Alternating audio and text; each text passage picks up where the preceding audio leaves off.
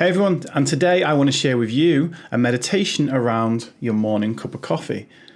I shared this one on Twitch yesterday, and I'm going to basically just jump over to the footage from there. We're going to actually be starting to show in a few Twitch highlights and stuff on the YouTube channel. But if you do ever want to join us for a stream, we actually have a channel point redemption for meditations. So if you want to come into a stream and you actually feel like having a guided meditation from me, something you can totally do over there. Twitch.tv/mindset by Dave, and I will shut up, get out of the way, let you enjoy your meditation, and go and enjoy my morning cup of coffee. See you over there. I'm also someone who lives with mental health myself. I have type 2 bipolar disorder. I'm also a big advocate. I'm a big advocate of mindfulness techniques, and one of my favourite ones to do, because people think of mindfulness. People often think of mindfulness as just like, you know, old school meditation, and I'm going to sit there, I'm going to think about nothing. But mindfulness really is bringing your attention to now. And I don't know if Rella happens to be in here. By the way, Advisor Rook, if you do want to tell us a bit about yourself in the chat, you're more than welcome to. More than happy to have that. But basically, Rella Ms. Hyde was talking about this yesterday actually, and the way she put it was really great. She drew this little diagram of our energy and like a little pyramid over us, and when our energy is going towards this way to the past and this way to the future, it's taken away from the energy we have in the moment that we're in right now. And I thought that was an excellent way of describing present moment awareness, and I need to let her know that I thought that as well, because I was full on lurking in that stream yesterday. And that's a really cool way to think about it. So I mean, and this is definitely something I've needed the last week, because part of my brain's in the past, in the fact that the energy that it took to do the marathon a couple of weeks back. Part of my energy is in how can I continuously make this stream better, and where are we going as we strive towards making a bigger community. And as a result, I'm kind of getting all this exhaustion from not putting my energy into the time that I'm in right now. So this morning I did a stream over on YouTube with Dr. Sakti, who is the director of Public Health England, which was a pretty big deal for me, I guess, to have someone of that high standing within the NHS and within Public Health England up on the podcast. And we were talking about mindfulness and stuff, and we were all talking about stuff that I already knew. But he talked about one principle that I want to add into this today. Now, I do mindfulness, and we'll get into it in a second because everyone's coffees are going cold, I'm sure. But one thing he basically said was, because he said about being mindful with a cup of coffee, and I thought, right, he's going to talk about the taste, the smell, those kind of things, the feel, the flavour. And he didn't. What he said was really good. He's like, think of how many people it took in order for you to get that cup of coffee. So, and that was all he said. He didn't even elaborate it on that. But you know what my brain's like, right? As soon as I hear one of those things, I'm like, okay, now my brain's gone off and thought about everybody. So in order for this cup of coffee to be here, which by the way is an awesome Jack Skellington mug, but in order for this cup of coffee to be here, first of all, I don't know, is Almond Triangle up in here? So Almond Triangle bought me the beans for this. So Lydia's dying for a coffee.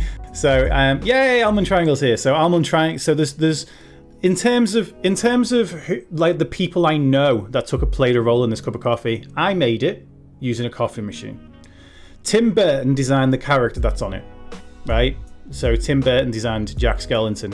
Almond Triangle bought me the beans that are in here. And I believe they got brought by Keith, our usual DPD delivery driver. Oh, and our milkman, and I know our milkman as well. So there's 5 people involved in this that I know, which is pretty awesome. For me to have this cup of coffee, there's 5 people involved. That's pretty awesome. But that's more than that involved, right? Think about the person who planted the beans, who grew the beans, the person who harvested the beans. That could have been 3 different people. Could have been more than 3 different people. You know, think about the person that then milled them, the person that roasted them, the person that packaged them, the person that designed it. This is strong shit coffee, it's called, by the way. But the person who designed the branding for that, like the person who put it up onto the Amazon website, the person who delivered it, the person in the storeroom at Amazon that sent the bean. For bean to cup, the bean's gone from being planted, nurtured, harvested, roasted, packaged, resent, distributed, sent to me, opened, and my wife opened the bag of beans and put the beans into the coffee machine. So that's a lot of people just on the beans. But then what about the water? The water that's gone into this has come through a filter on a Samsung fridge. So there's all of the people that made the design there. There's the people who sold all of that. There's people who made the filter. Then the filter itself's been replaced since then. So there's the people, we might have got a filter from a third party. There's the water board. There's a water treatment plants and all the rest of these things. Water doesn't just get to us because there's a magical spring out there that sends it all over to us. And then the same with the milk, whether you've got cow's milk or oat milk or almond milk, whatever it is in there, then someone has, many people have played a role in that milk going from there to there. And obviously, again, with the cup itself, someone made the cup. Tim Burton designed the character. The Disney shop sold the cup. I bought this from the Disney shop about 6 years ago. Someone of us sold it to me at that counter in the Trafford Centre in Manchester. Someone else might have put it on the shelf. And like literally, the more I think about it, the number of people that have been involved in this, and I've not even had my first sip yet. The number of people that have been involved in this is amazing. And I think that's okay, I'm getting a little bit emotional. I think that's really amazing to kind of sit and take stock of.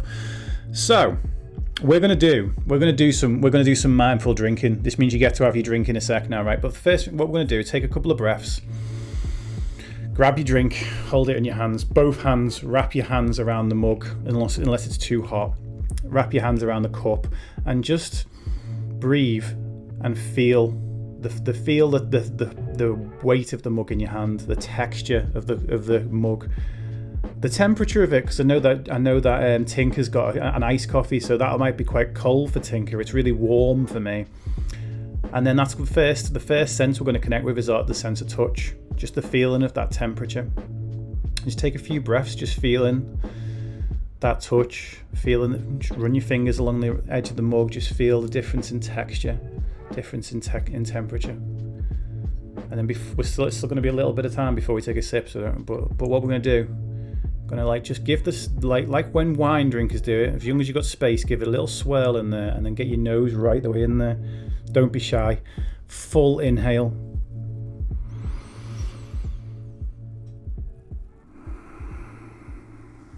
And take your head away from it. Take a reset breath. And again, head goes back towards, and then big inhale.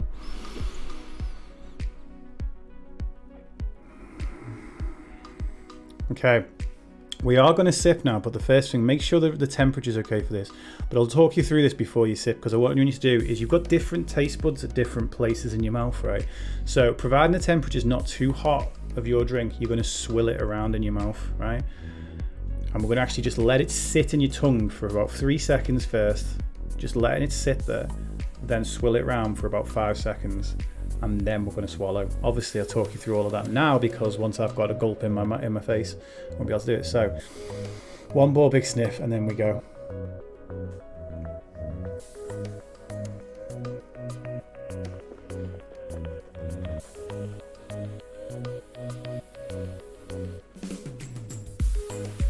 And then swallow, and then just feel the warmth of it as it travels down, and just notice how much pleasure you got from all of that, like how much the sensation of coffee's already amazing, but like the sensation of that, you probably notice when you swirled it around in your mouth, you get different tastes coming from this sort of the taste buds that are back here. Those taste buds are there to actually notice bitterness, so that might have given you a different flavour than you used to. Just go again, nice big inhale first, then a big sip, and we go again.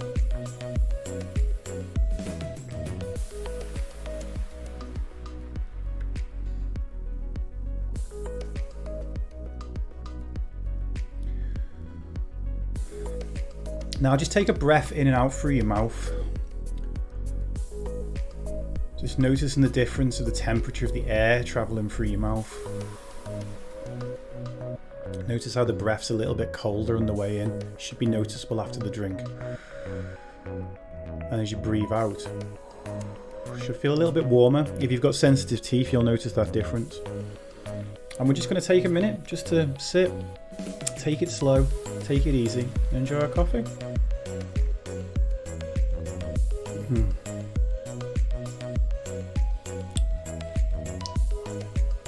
Just bring your attention to the different flavours.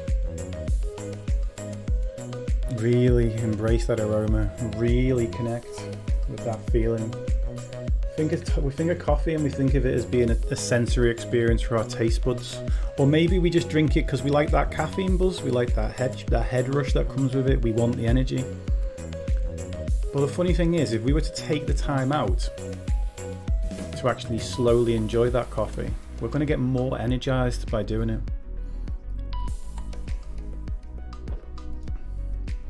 And now I'm just going to take a minute to be thankful. I'm going to start off with Almond Triangle. I'm going to be thankful to Almond Triangle for sending me the beans that made this cup. I'm going to be thankful for my wife for buying the coffee machine on Black Friday 2 years ago. I'm going to be thankful to each of you for taking a little bit of time out in your afternoon to come and spend a bit of time with me. But then I'm going to be thankful for all of those people that it took to make this mug of coffee possible.